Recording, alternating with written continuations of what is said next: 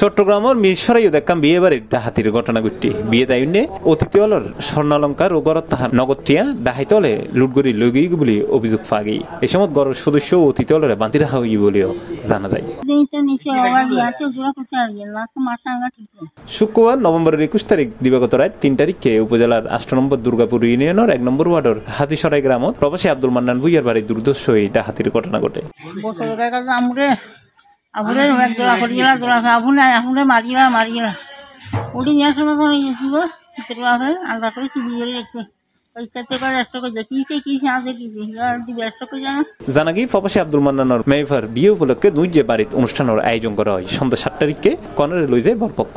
বিয়ে উপলক্ষে মান্নানের বাড়িতে আইনে বেশিরভাগ অতিথি সন্ধ্যার পর বিদায় লইলেও কয়েকজন রাতিয়ে থাই গিয়ে এর মধ্যে রাত 3 তারিখে সদর দরজার তালা ভাঙ্গি ভেতরে ঢুকে ডাহাইত দল। এই সময় এটা তাহা 10 হইতে 12 জন অতিথির তুন গলা ও হানত তাহা তুলবরির মতো স্বর্ণ অলঙ্কার এবং গড়ত তাহা 1 লাখ টাকা লই গিয়ে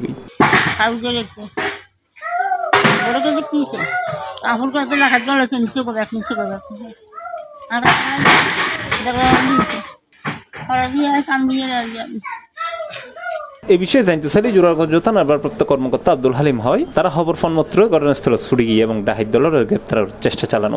আমি রাত্রে সংবাদ পেয়ে 7টার পরপরই ঘটনাস্থলে পৌঁছাই। ঘটনাস্থলে আমরা ইতিমধ্যে মিরসরাই পুরো চট্টগ্রাম এবং বাংলাদেশে একটু ডাকাত চুরি ডাকাতির প্রবণতা বৃদ্ধি পেয়েছে। এক্ষেত্রে আমরা এলাকায় পাহারার এবং পুলিশ যৌথভাবে এখানে পাহারার ব্যবস্থা করছিলাম।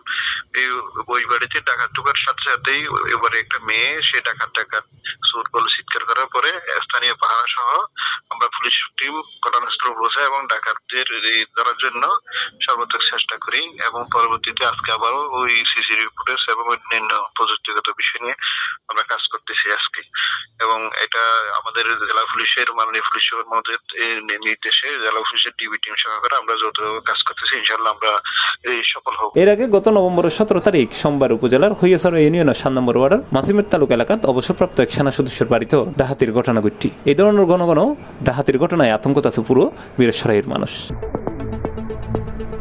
C plus TV, Chittagong.